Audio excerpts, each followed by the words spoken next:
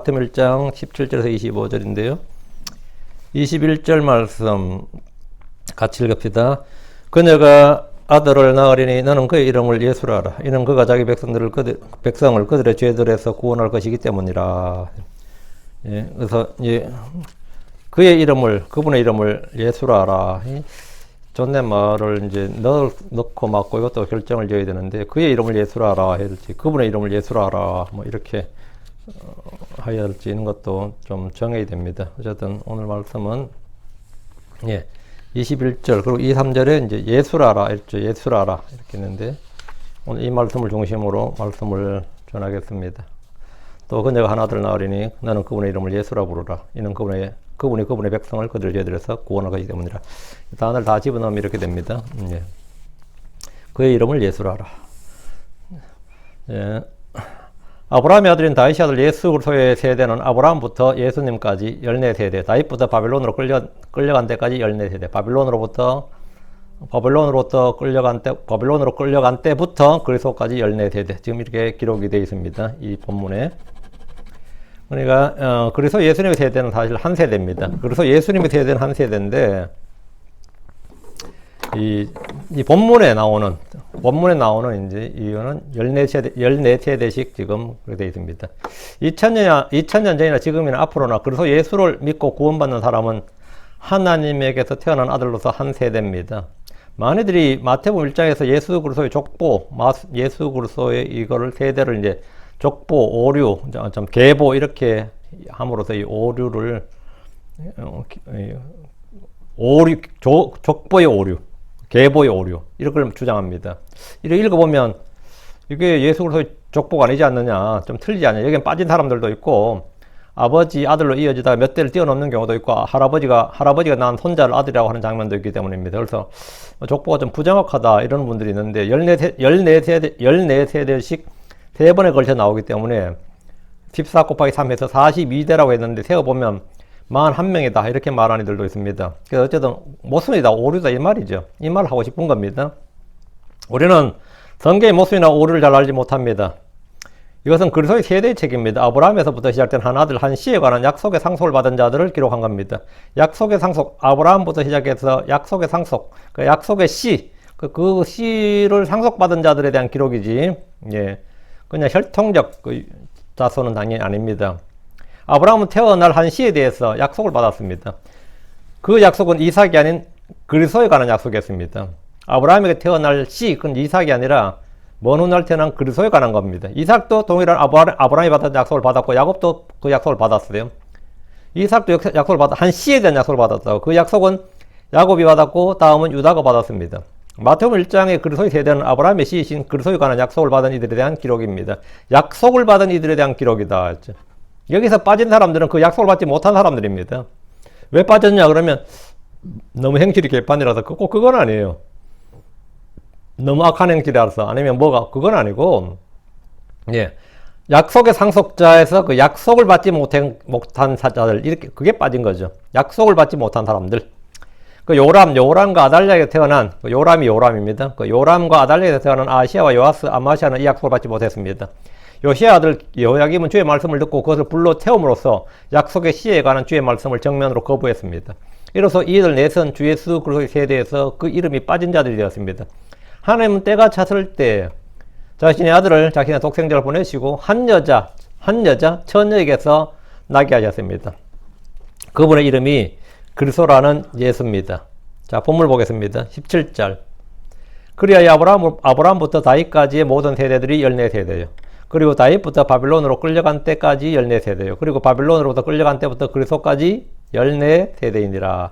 본문 한번 세어보기 바랍니다. 한번 번호를 매겨보면서 한번 세어보세요. 여러 번 세었는데 예전부터 궁금해가지고 아브라함, 이삭, 야곱, 유다, 바레스, 에스롬, 아람, 아미나답, 나손, 살롬, 보아스, 오벳, 이세, 다윗 이렇게 총 14명입니다.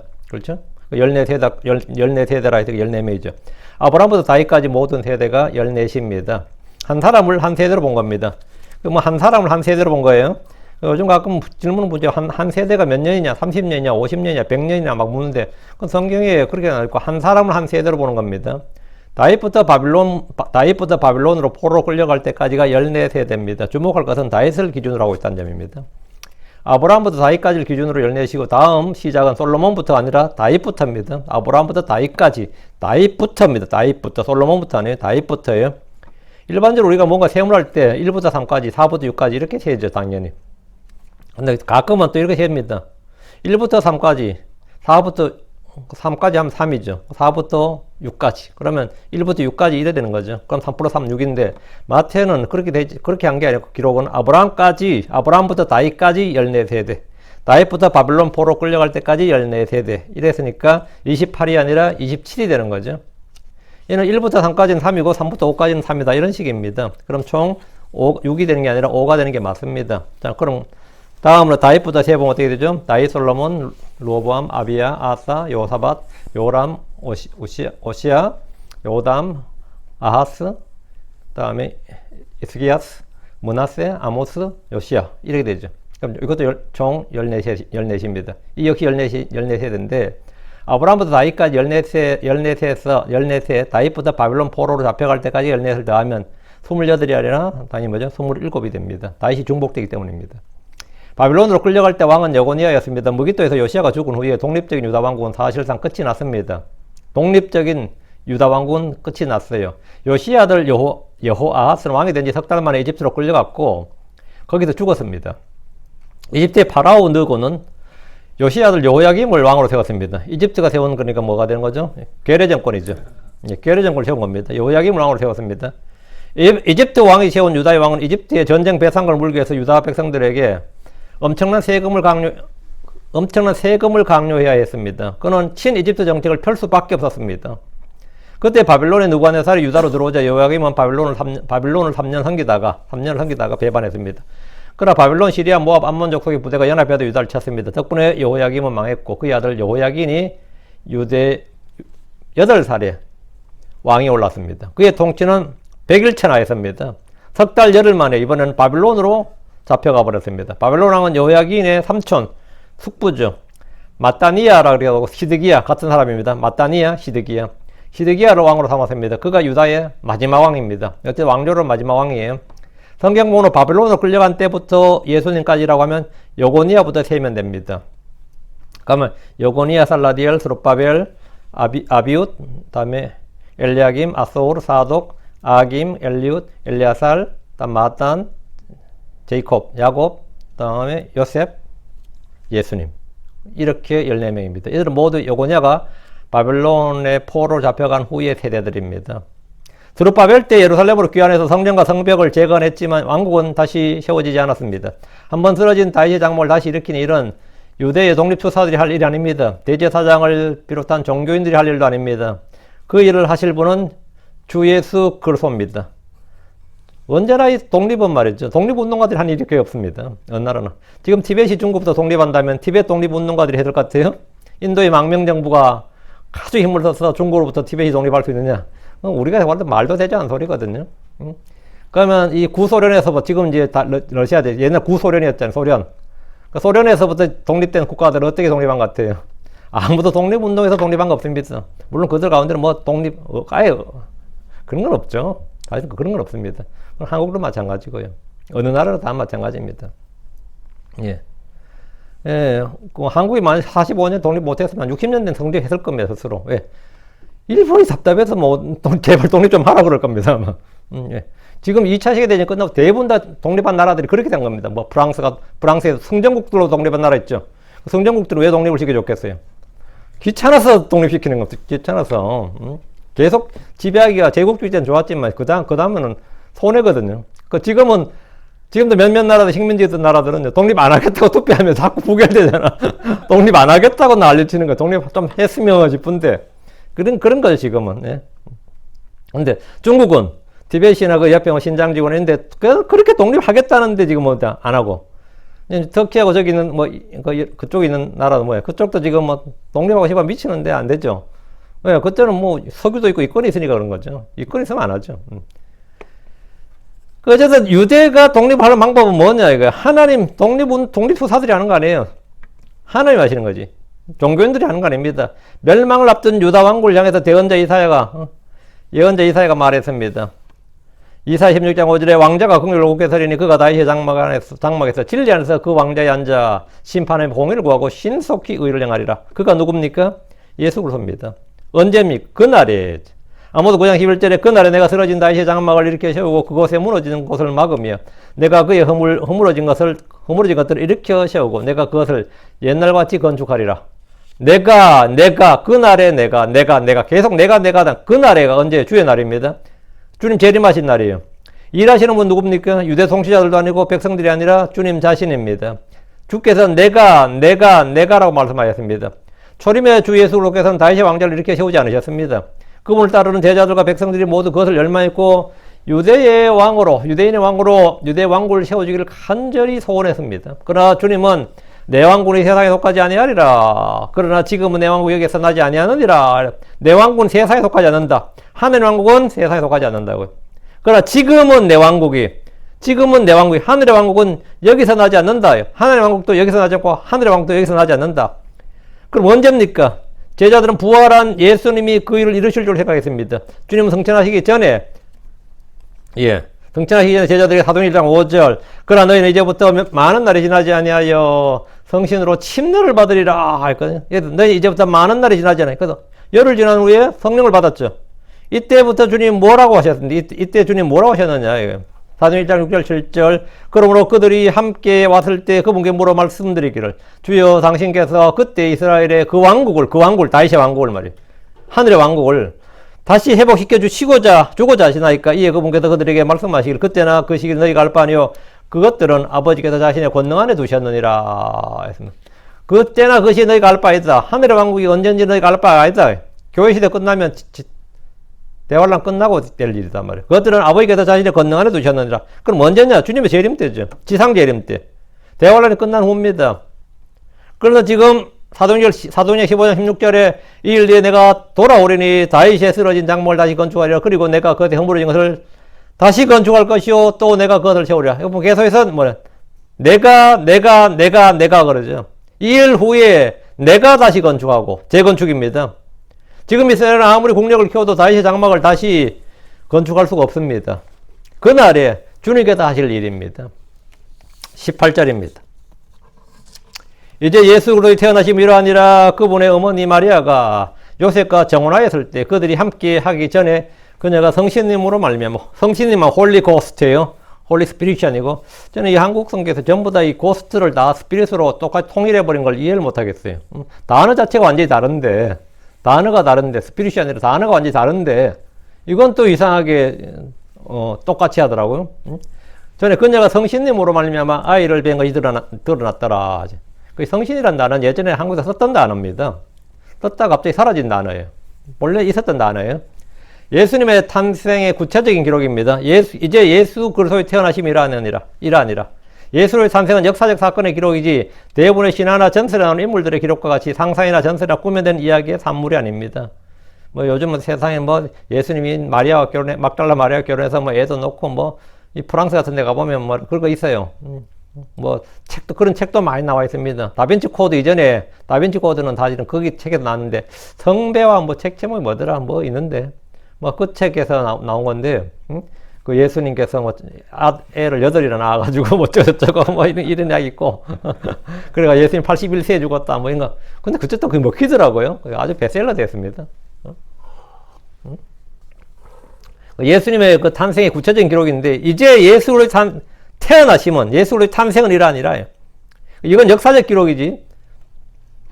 대부분의 신화나 전설에 나오는 인물들처럼 그런 기록, 상상이나 허구나 전설에 또 꾸며낸 민담에서 나온 그 이야기의 산물이 아니다 이거예요. 예수님의 탄생은 그분이 태어나기 전에 그분의 일생에 관한 기록이 이미 예언의 말씀으로 구체적으로 기록되어 있습니다. 그분의 태어나심과 죽으심까지가 다 기록되어 있다고요. 성경은 그분을 증언하며 그분에 관한 기록입니다. 모세는 그분에 대해 기록했습니다. 그분은 여자의 씨로 태어나실 것이 예언되어 있습니다. 그분은 처녀가 숫자에 낳는 아들이라고 예언되어 있습니다. 하나님께서 한 아들을 낳을 것이라고 말씀하셨습니다. 성경을 찾아서 읽는 분들은 구약 속에 계시된 그릇을 찾는 일은 너무나 쉽습니다. 10편 2편 7절 내가 아들을 낳는다고 하나님께서 이 말씀하셨다고요. 아들을 낳는다고. 예수님의 태어나심에 대해 보겠습니다. 마리아가 다윗의 집에 속한 요셉과 정혼한 상태입니다. 마리아 역시 다윗의 집에 속한 사람으로서 다윗과 나단으로 이어지는 직계 후손이었습니다. 이 둘이 정혼했습니다. 유대에서 정혼은 결혼과 마찬가지로 합법적인 아내입니다. 그들은 결혼식을 올리지 않았고 아직 함께하기 전이었습니다. 마리아가 정혼하지 않는 상태에서 예수님을 잉태했다면 돌에 맞아 죽습니다. 뿐만 아니라 다윗의 왕가와 아무런 연관이 없게 됩니다. 마리아가 정혼이 아닌 정식 결혼을 한 상태였다면, 즉 요셉과 함께한 상태라면 처녀 탄생이나 동정녀 탄생이 될 수가 없습니다. 합법적으로 결혼한 상태이면서 몸은 아직 처녀인 그런 상태가 정혼입니다. 그렇게 돼야 됩니다.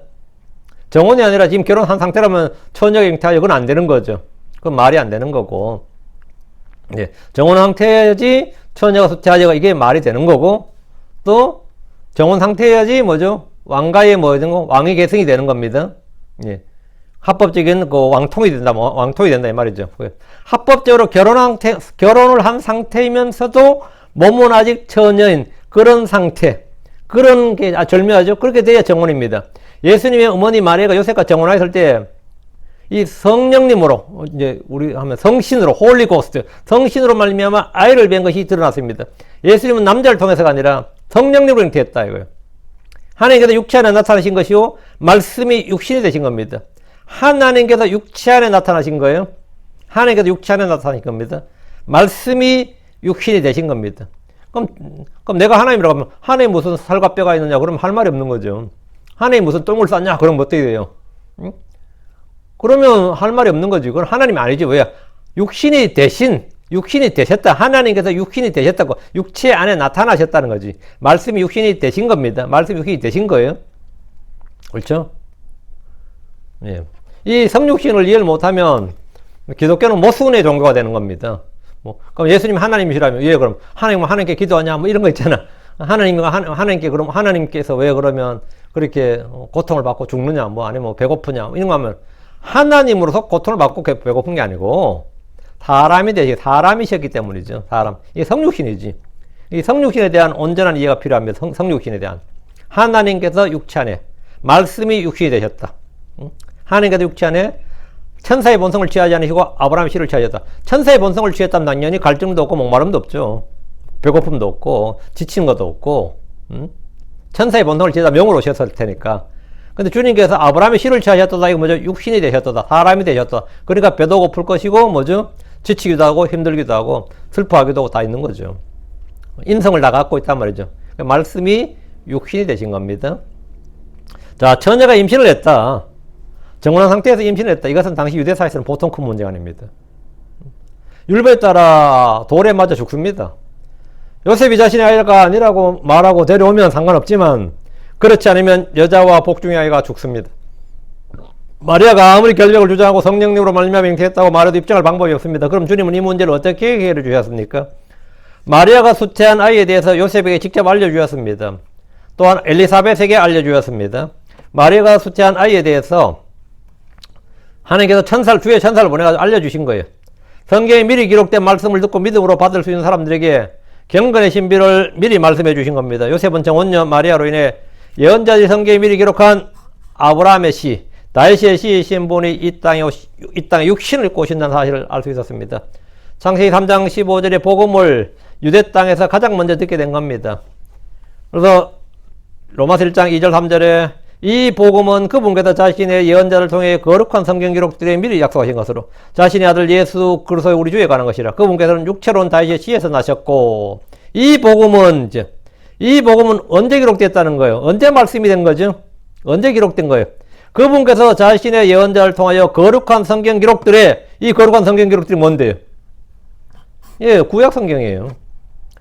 이 복음은 그분께서 자신의 예언자를 통하여 거룩한 성경 기록들에 미리 약속하신 것, 미리 약속하셨다. 미리 약속이 뭐죠? 예약이잖아요. 응? 미리 말하는 게 예언이고 미리 아는 게 예지지. 응? 미리 약속하신 것, 미리 말씀하신 것, 그게 예언이에요. 이 복음은 그분께서 자신의 예언자를 통하여 성경 기록들에 미리 약속하셨다예요. 자신의 아들 예수로 우리 주에 관한 것이라. 그분께서 육체로는 다윗의 씨에서 나셨고 요셉은 아이를 수태한 마리아의 고백이나 결백을 믿은 것이 아니고 천사의 증언을 통해서 뭘 믿은 거죠?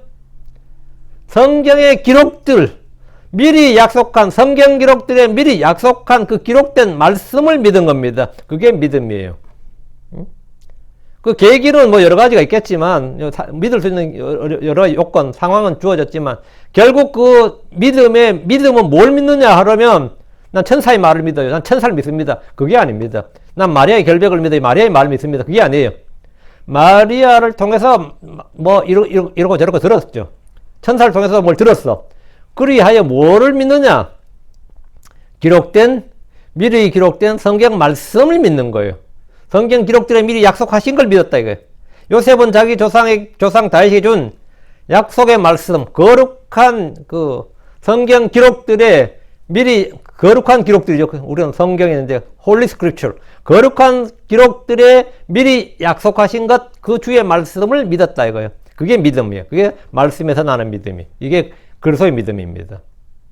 이게 그리스도의 믿음이에요. 19절입니다. 19절. 그때 그녀의 남편 요셉은 의로운 사람이므로 그녀를 공개적인 본보기로 삼기를 꺼려하여 은밀히 그녀를 내버리려 마음먹었더라. 예.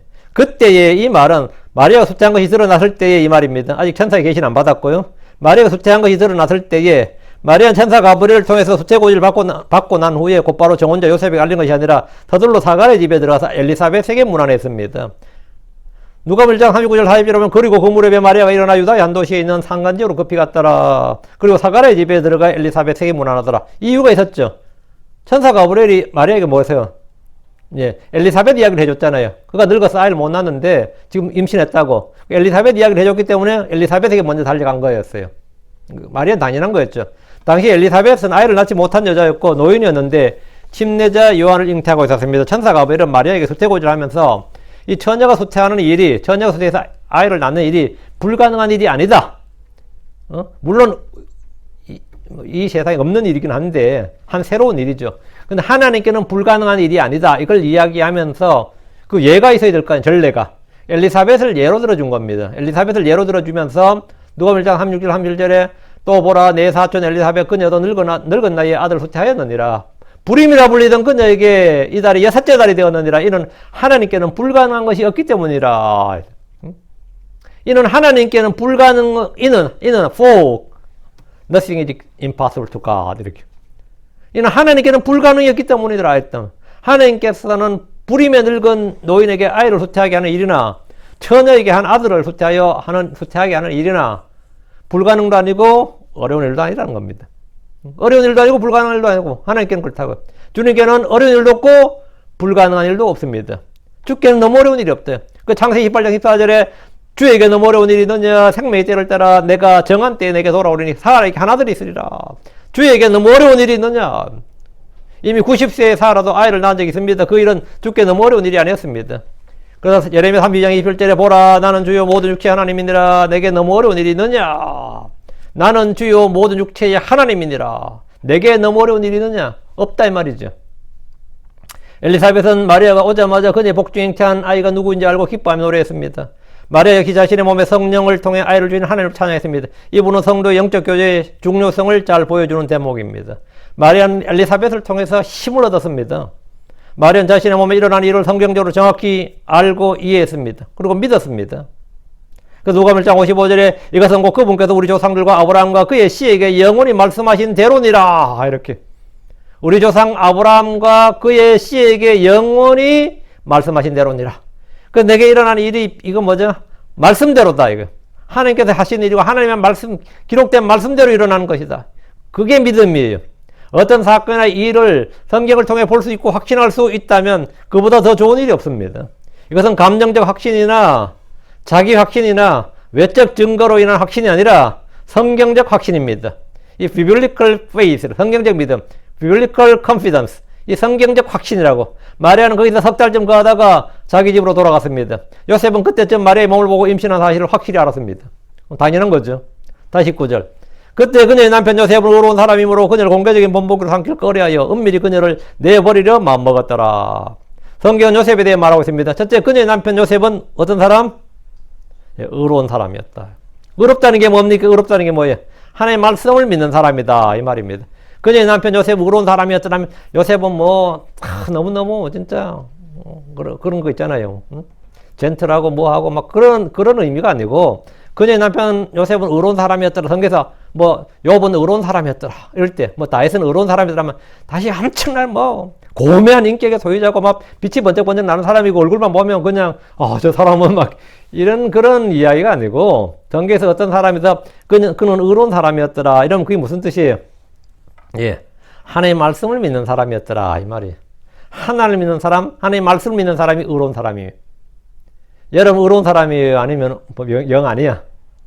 그 사람들이 볼 때 판단하는 거하고 틀려요.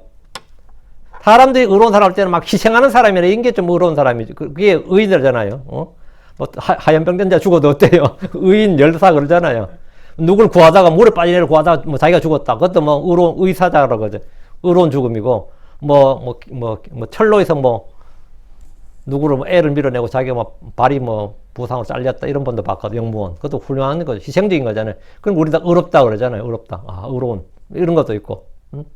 성경에서 말할 때 요셉은 의로운 사람이었다든지 아니면 우리한테 우리가 의로운 사람 할 때 의로운 사람은 그냥 믿는 사람이었다. 그녀의 남편 요셉은 의로운 사람이므로 이 말은 그냥 간단합니다. 그녀의 남편 요셉은 뭐다? 하나님의 말씀을 믿는 사람이었으므로 이 말이에요. 주와 그냥 말씀을 믿는 사람이 의로운 사람입니다. 아브라함이 하나님을 믿을 때 그의 믿음을 의로 여기셨듯이 이것은 모든 사람에게 적용됩니다. 아브라함의 후손은 다 이 말씀대로 의로운 사람이 되는 겁니다. 성경을 믿는 사람이 의로운 사람입니다. 노아는 의로운 사람이었습니다. 그게 무슨 뜻이에요? 하나님의 말씀을 믿었다고. 롯은 의로운 사람이었습니다. 롯이 되게 경건하고 거룩하게 살았어요? 아닙니다. 롯은 그냥 소돔 땅에서 그렇게 살았어요. 세속화되고 세상에 동화되었고 타협하고 세상을 일치하고 세상과 친구되어 살았습니다. 근데 성경은 롯이 의롭다잖아. 왜 의로운 거예요? 그는 주의 말씀을 믿었습니다. 아브라함도 의로운 사람이었습니다. 왜 의롭습니까? 아브라함이 무언 큰 일을 했어요? 아닙니다. 주의 말씀을 믿었기 때문입니다. 롯이 의롭다. 롯이 의로운 사람이었다. 롯이 의롭다고. 예. 그는 비록 소돔에 살았지만 그의 행실이 특별한 게 아닙니다. 주의 말씀을 믿었다 이 말입니다. 주의 말씀을 믿었다. 의로운 사람이란, 의로운이란 이 말은 성격이나 능력이나 업적이나 학식이나 인격이나 성품이나 종교성의 문제가 아니라 믿음의 문제입니다. 믿음의 문제예요. 의롭다는 것은 행위나 일의 문제가 아니라 믿음의 문제입니다. 그래서 로마 4장 5절에 일을 하지 아니할지라도 경건치 아니한 자를 의롭다 하시는 이를 믿는 자에게는 그의 믿음을 의로 여기시느니라. 의로 여기시느니라. 그렇게 의로운 사람인 거죠. 믿음을 의로 여기신다. 둘째, 요셉은 어떤 사람이었느냐? 마리아를 은밀히 버리기로 마음먹었습니다. 의로운 사람인데 그래서 내 자식 아닌 놈 받아들이시는 거죠. 내 자식 아닌 사람을 임신했는데 그건 좀 그렇죠. 아무리 그래도 그죠. 근데 공개적인 본으로 삼을 경우에 마리아는 유대사에서 최소한 왕따가 되든지 회사에서 추례가 되든지 다음에 율법에 따라 죽게 됩니다. 돌에 맞아 죽게 돼요. 요셉은 이 문제를 은밀히 매듭지을 생각을 가지고 있었습니다. 버리기로 마음먹었다는 것은 파혼을 하고 자기 아내로 삼지 않겠다는 겁니다. 요셉은 이 일에 대해서 모세 율법대로 하지 않고 긍휼을 베풀려는 겁니다. 20절입니다. 그러나 그가 이런 일들을 생각할 때 보라 주의 천사가 그에게 꿈에 나타나 말하길 너 다윗의 아들 요셉아 내 아내 마리아를 취하는 것을 내가 두려워하지 말지니라. 이는 그녀 안에 수태된 그것은 성신으로 말미암았기 때문이라. 요셉이 이 일들을 생각할 때에 주의 천사가 꿈에 나타나서 그에게 말했습니다. 너 다윗의 아들 요셉아 내 아내 마리아를 취하는 것을 내가 두려워하지 말지니라. 요셉은 다윗의 자손, 다윗의 아들입니다. 마리아는 요셉의 아내입니다. 주의 천사는 요셉이 누구인지 어떤 사람인지 무슨 생각을 하는지 다 알고 있었습니다. 요셉은 마리아를 데려오는 문제를 두려워하고 있었고 마리아에게 일어난 일을 정확히 알지 못했습니다. 그가 마리아를 데려오는 일은 잘못되면 죽음을 각오해야 되고 수치스러운 일입니다. 주의 천사는 요셉에게 마리아 안에 수태된 아이는 음행이나 간음이나 사고를 통해서 생긴 아이가 아니라 성령님으로 성신으로 말미암았다는 사실을 알려줬습니다. 예수님은 성령을 통해 수태하셨고 성령을 통해 보라하셨습니다. 일부 이단 종파들 중에 예수님은 본래 사람인데 침례를 받으실 때 성령이 임하셨고 십자가에서 성령이 떠나셨다고 주장하는 이들이 있습니다. 예수님은 성령으로 수태하셨습니다. 예수님은 하나님께서 낳으신 아들입니다. 하나님께서 처음으로 사람을 낳으셨습니다. 영이신 하나님께서 사람을 낳으셨다고요. 창조주 하나님께서 사람을 만드셨다. 이게 아담이잖아요. 근데 하나님께서 사람을 낳으셨다고. 창조주 하나님께서 창조물을 만드시지 않으시고 낳으셨다는 겁니다. 예수님은 하나님이 낳으신 첫 번째 창조물, 첫 사람입니다. 하나님이 낳으신 첫사람, 하나님이 만드신 첫사람은 아담이고, 하나님이 낳으신 첫사람이 누구라고요? 모든 창조물과는 첫 번째 창조물, 첫 번째 사람이 누구라고요? 예. 예수 그리스도라고요. The only begotten son 나잖아요. 예수님은 성령으로 수체된 첫사람이고, 남자 없이 여자에서 태어난 첫사람이고, 죽었다가 땅에서 죽은 자들 가운데서 일어난 첫사람이고, 부활한 첫사람이고, 이런저런 해서, 모든 면에서 사람은 첫사람이에요. 이건 새로운 사람이에요. 새로운 인류, 신인류라고, 새로운 창조물, 새로운 사람, new man, new creature. 예수님은. 사람이니까 우리가 창조물이죠. 사람은 창조물이니까. 창조물은 창조물인데, 하나님이 낳으신 창조물이에요. 낳으신 창조물이라고요. 여자에서 나신 분, 나신 사람. 예수님은 죄 없이 위로부터, 하늘로부터, 아버지로부터, 성령에게서 나셨다. 그리고 죄 없이 살았던 첫사람. 죄 없이 죽으신, 우리 죄를 대속하는 건 맞지만, 그분 자신 죄가 없었죠. 죄 없이 죽으신. 그리고 죽어서 죽은 자들 가운데서 땅에서 일어난 첫사람. 땅에서 일으켜진 뭐라고요? 죽은 자들 가운데서 일으켜진 태어난 첫사람. 첫 번째 사람이십니다. 그 예수예요. 21절. 또 그녀가 하나둘 나가리니 너는 그분의 이름을 예수라고 부르라. 이는 그분이 그분의 백성을 그들의 죄들로부터 구원할 것이기 때문이라. 주의 천사는 마리아가 아들을 낳을 것이며 그분의 이름을 정해 주었습니다. 너는 그의 이름을 예수라 부르라. 이렇게. 그의 이름을 뭐라? 예수라 하라. 예수라 부르라. 이는 참으로 이상합니다. 왜? 보는 이사야서에 예언자 이사야는 말하기를 뭐라 해서 이사야 7장 14절에 보라 처녀가 수태하여 한 아들을 낳고 그 이름을 임마누엘이라 하리라 이랬거든요. 분명히 성경에 따르면 임마누엘이라고 했으면 가브리엘이 뭐라고 해야 돼요? 너는 그분의 이름을 뭐라 부르라? 임마누엘이라 부르라 이래야 정상이잖아요. 안 그래요? 그래야 성경 문자로 성취되는 거 아니야. 그럼 주의 천사는 구약 성경에 따라서 너는 그의 이름을 임마누엘이라 하라 이렇게 해야 정상입니다. 너는 그의 이름을 임마누엘이라 지으라, 임마누엘이라 부르라 이래. 근데 성경은 너는 그의 이름을 예수라 하라 이랬다고. 예수라 하라. 이게 뭐 어떻게 된 거죠? 아는 사람. 성경에 분명히 임마누엘이라 하리라 했으면 그 말씀이 그 문자대로 우리는 1.1억도 문자대로 성취돼야지 문자대로 성취 안 되면 안 되는 거잖아요. 성경은 너는 그의 이름을 가브리엘 실수한 거, 천사가 실수한 거예요? 너는 그의 이름을 예수라 했다면 그 예수라는 언제인 거예요? 우리 함께 하신 예수는 임마누엘은 우리와 함께 하신 하나님이라는 뜻이죠. 우리와 함께 하신 하나님. 그 신약에서는 우리와 함께 하신 하나님이 예수님은 짧았어요. 공생의 시간은 3년 반밖에 안 되고 그 예수님께서 이 땅에 오셔서 우리와 함께 계신 하나님이 되려면 그건 언제 왔죠? 다윗의 장막을 치고 이 땅에 왕자로 앉으셔야 돼. 그 재림 때 사람들은 예수님을 뭐라고 예수님 이렇게 부른지 아는 거로 우리 함께 하신 하나님 이렇게 부른 거죠. 그 왕들의 왕 주들여 주시니까 그 임마누엘 우리 함께 하신 하나님 이거 뭐냐 재림 때 사람들이 예수님을 임마누엘 우리 함께 하시는 하나님이라고 부르게 됩니다. 그 임마누엘이라 하리라 하신 그분이 바로 이 마리아의 태 속에 있는 그 사람이다. 그 아이라고요. 그 우리 함께 하신 하나님 그 하나님이신 분. 그분이 바로 지금 뭐라고요? 한 아들을 낳는데 그 아들이 바로 그분이라고. 동일한 그분이라고. This same Jesus라고요. 그 예수는 구약의 요소, 호세아 같은 발음 이름인데 독특한 이름이 아니라 당대 매우 흔한 이름이었습니다. 예수라 이름의 뜻은 본문에 나옵니다. 이는 그분이 그분의 백성을 그들의 죄들로부터 구원할 것이기 때문이라. 그러니까 로마로부터 구원하는 게 아니고 그분의 백성을 그들의 죄들로부터 구원한다고. 외적들로부터 구원하는 게 아니고요. 그 임마누엘이라는 예수는 예수가 되는 거죠. 이는 그분이 그분의 백성을 그들의 죄들로부터 구원할 것이기 때문이라. 구약 성경에서 하나님께서 죄를 용서해 주신 것은 자주 나오지만 죄들에서 구원해 준다는 말은 처음입니다. 불법이나 범죄와 죄 용서해 준다. 그러나 깨끗하게 되지는 않는다 그랬죠. 출애굽기 34장 17절에 민수기 14장 18절에 죄가 제거되지 않는다. 깨끗하게 되지는 않는다 그랬어요. 클리어 오이는 안 된다고. 히브리 10장 14절에도 히브리 10장 4절인가 황소와 염소의 피가 죄들을 제거하는 것은 불가능하니라. 히브리 10장 11절에 제사장마다 날마다 서서 섬기며 자주 같은 희생물들이되 그들은 결코 죄들을 뭐하지 못한다? 제거하지 못하느니라. 구약 성도는 성전 제단 위에 희생물 올리고 짐승의 피를 뿌렸지만 그것은 죄를 제거하지 못합니다. 신약에서는 죄를 용서해 줄 뿐 아니라 깨끗하게 해주십니다. 예수님은 죄를 제거하시는 분입니다. 요한 1장 29절 그 다음날 요한이 예수님께서 그에게 오시는 것을 보고 말하니라 보라 세상 죄를 제거하신 하나님의 어린 양이시로다. 예. 보라 세상 죄를 제거하시는 하나님의 어린 양이시로다. 세상 죄를 제거하시는 예수님 우리의 죄들을 제거하시려고 나타나셨습니다. 요한 3장 5절 그리고 너희는 그분께서 우리의 죄들을 제거하려고 나타나신 것을 알거니와 그분 안에 죄가 없느니라. 죄들을 제거하려고 나타났다. 우리의 죄들을 제거하려고. 그럼 그분이 오셔서 죄를 제거하셨습니까? 아니면 못하셨습니까? 안 하셨습니까? 예수님은 그분 자신의 몸으로 우리의 죄를, 불법을, 허물을 모든 걸 완전히 제거하셨습니다. 로마서 11장 21절에 내가 그들의 죄들을 제거할 때에 이것이 그들을 향한 내 언약이라 함과 같으니라. 히브리서 9장 26절에도 그랬더라면 그분께서 반드시 세상의 창건 이래로 자주 고난을 당하셨어야 할 것이라. 그러나 이제 세상 끝에 그분께서 단 한 번 나타나서 자신을 희생물로 드려 죄를 제거하셨느니라. 주님께서 뭐라고 하세요? 죄를 제거하셨느니라. 세상 죄를 제거하셨다고.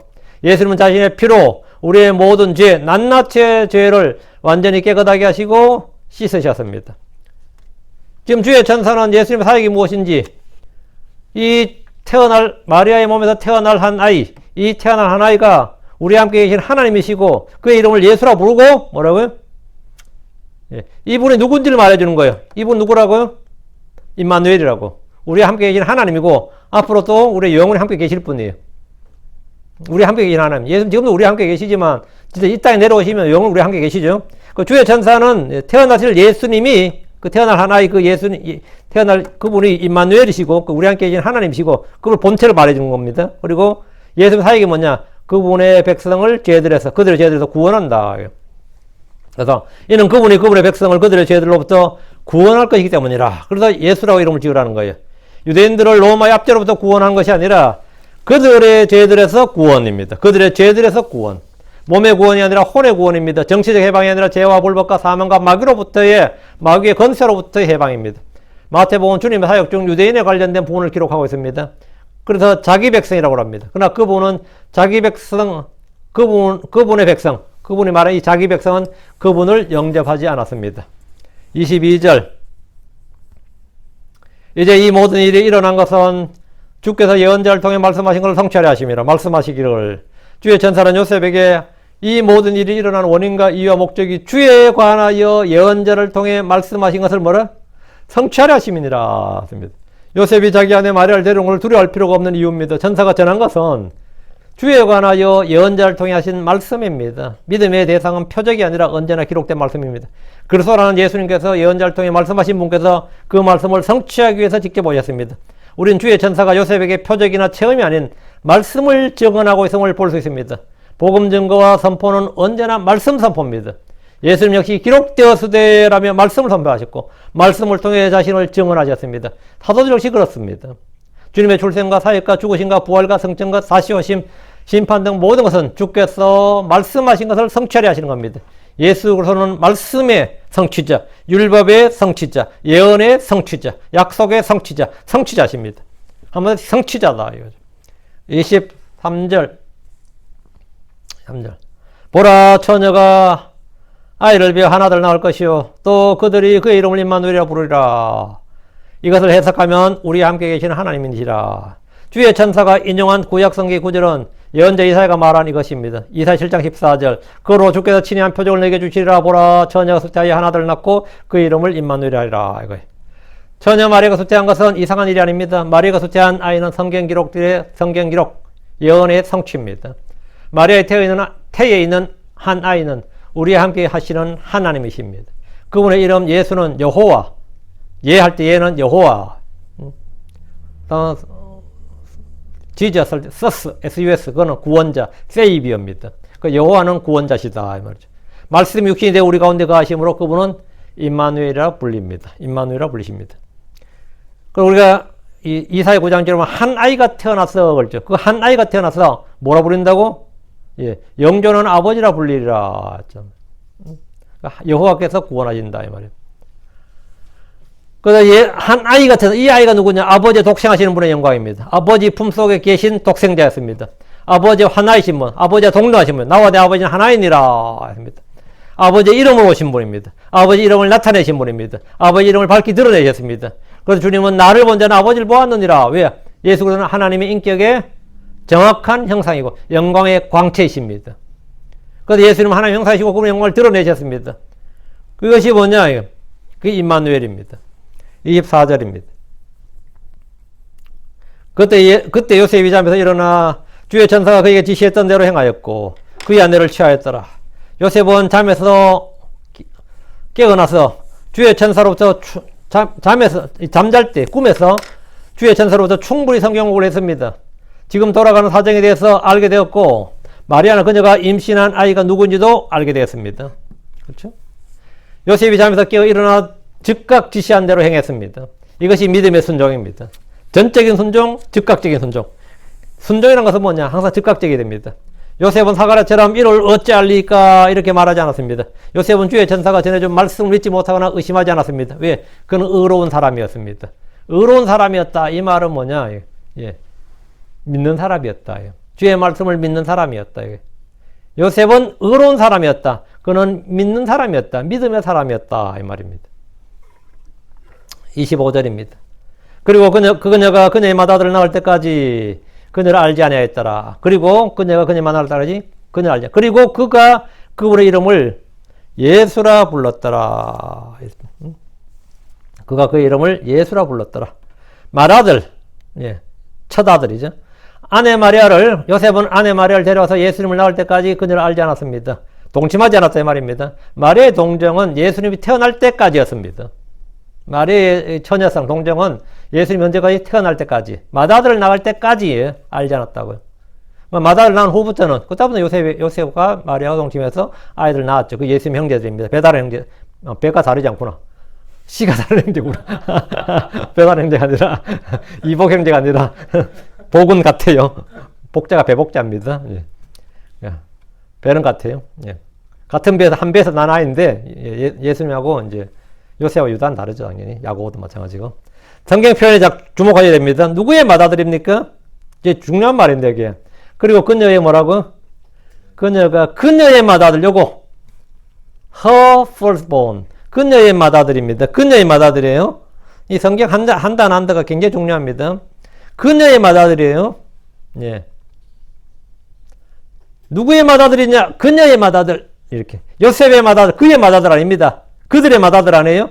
그녀의 맏아들입니다. 요셉의 맏아들이 아니다 이 말입니다. 마리아는 요셉을 낳은 후에 여러 명의 자식을 낳았어요. 야고보, 요셉, 유다, 시몬과 누이들을 낳았습니다. 그건 성경에 나옵니다. 사촌 아닙니다. 조카 아니에요. 입양한 애들 아닙니다.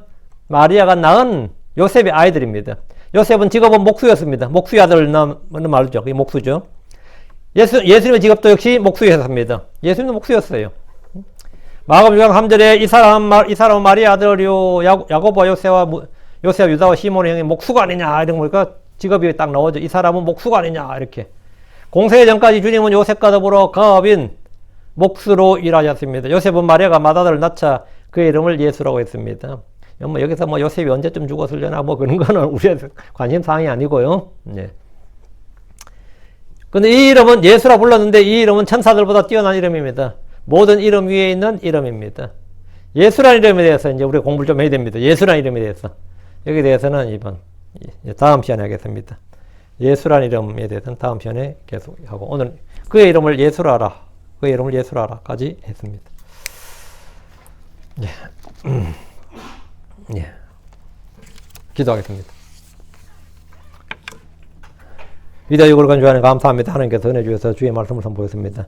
예수의 탄생을 이러하니라 해서 예수님께서 어떻게 탄생하셨고 무엇으로 또 어디로부터 누구로부터 나셨는지 알게 되고 그분이 누구이신지도 저희가 알고 또 듣고 배우게 되었습니다. 아버지 하나님 저희가 듣는 말씀들을 확실히 알고 믿게 해 주시옵소서. 아버지 하나님 그리고 이 믿음에서 저희가 참 모든 일에서 의로운 사람이 되어야 되고 또 승리한 사람이 되어야 되고 또 아버지 하나님 주님 앞에서 참 부끄러울 것이 없는 일꾼이 되어야 되는데 특별히 하나님 말씀의 권능 말씀이 저희 안에서 효력있게 일해 주시길 원하고 아버지 하나님 참 믿음과 잘 결합되게 해주시길 간구합니다. 아버지 하나님 저희를 불쌍히 여기십시오. 좀 더 많은 은혜가 필요합니다. 하나님 은혜 베풀어 주십시오. 성령을 더 많이 부어 주십시오. 아버지 하나님 모든 성도들 넘치는 기쁨과 즐거움으로 살게 해 주십시오. 이 땅이 점점 폐역하고 비뚤어지고 그런 사악한 세대입니다.